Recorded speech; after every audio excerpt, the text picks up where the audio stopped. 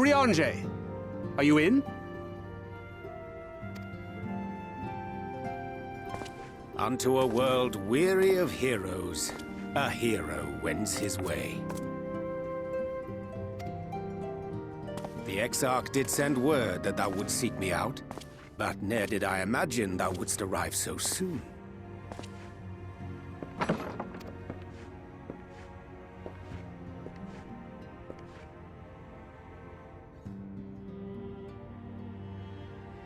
Full glad am I to see thee once more, my friend, and none the worse for thy travails.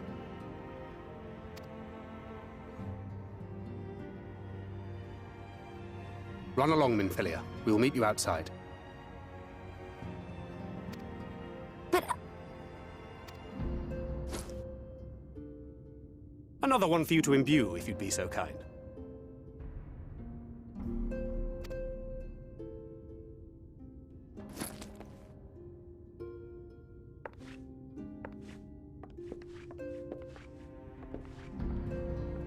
I take it thou hast met with our other comrades already?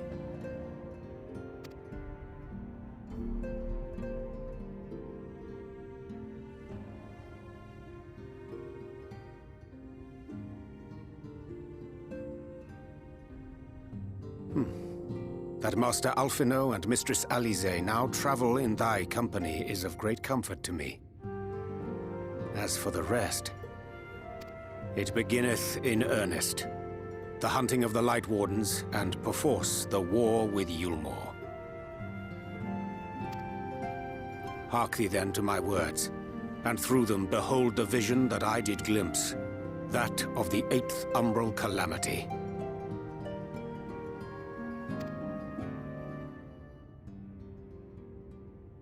As I drifted hither to the first, traversing the boundary twixt reality and potentiality, I did bear witness to events yet to come.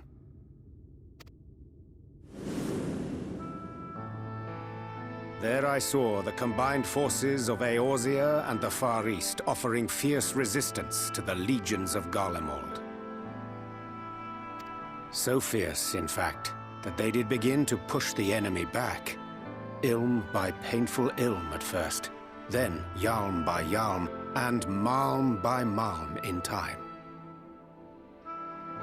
Yet the joy they felt was short-lived, for in so doing they did force the Empire's hand. Faced with defeat, the Garleans turned to a weapon most vile: Black Rose. Its potency defied all reckoning. Once released, the gas took on a life of its own, wreaking untold carnage not only in Eorzea, but in the provinces of the Empire besides.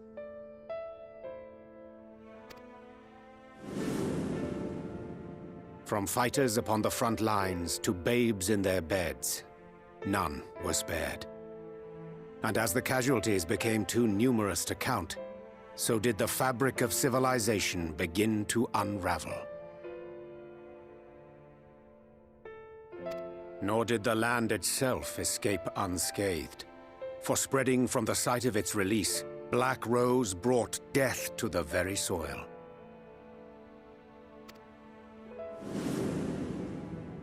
To survive amidst the chaos and upheaval, men came to live by the sword, the rule of law giving way, inevitably, to the rule of might.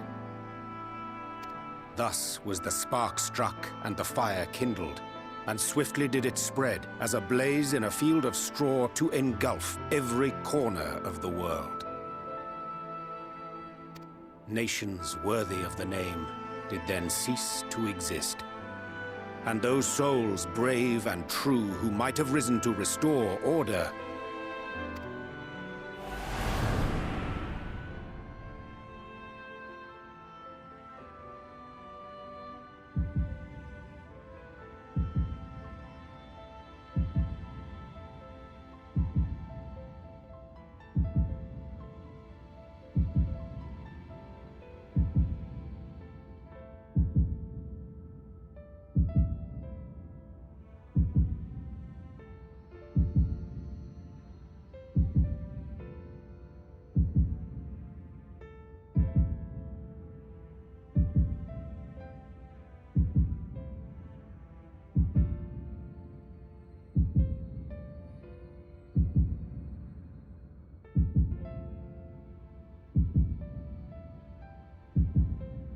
were no more.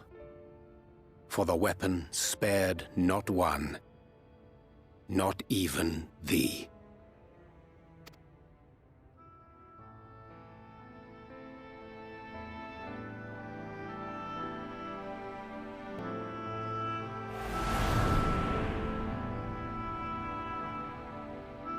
An endless age of war, begotten by the blight of Black Rose. Such is the legacy of the 8th umbral calamity which I did behold.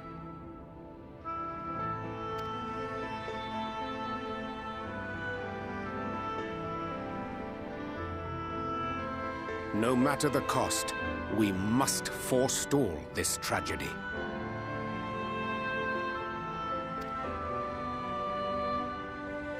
To that end, I have labored during my sojourn in this world, discovering in so doing the answer to a pressing mystery.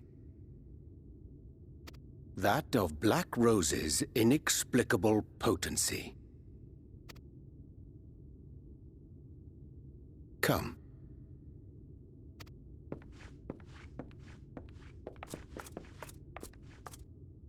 Dost thou recognize yonder chart?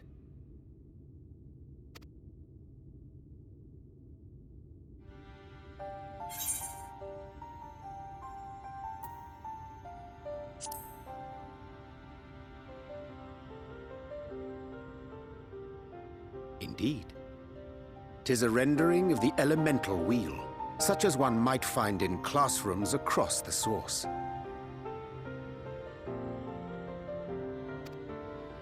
As the chart maketh plain, our world is composed of 6 elements, in addition to which there exist 2 poles in fundamental opposition.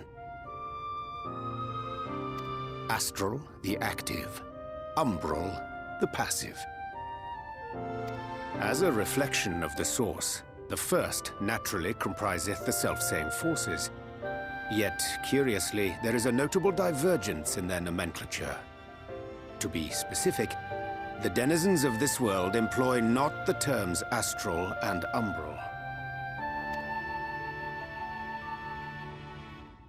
Thus was I moved to inquire what names said forces had been assigned. A simple question which yielded a most unexpected answer. Upon demanding the name of the pole aligned with activity and growth, I was told that as life's myriad colors combine to produce black, the people of the first had called it darkness. At this, did my mind begin to race. Yet 'twas only when I asked what name had been given to the pole aligned with passivity that mine eyes were opened to the truth. Peace and tranquility being as purest white, unmarred by color, I was told it had been given the name of light. That's umbral light and astral darkness, yes? I'm no etherologist, but it strikes me that the nomenclature of the first is rooted in the generation of the 2 forces, while our own appears to focus on their effects. Which makes one wonder, have we had it backwards all this time?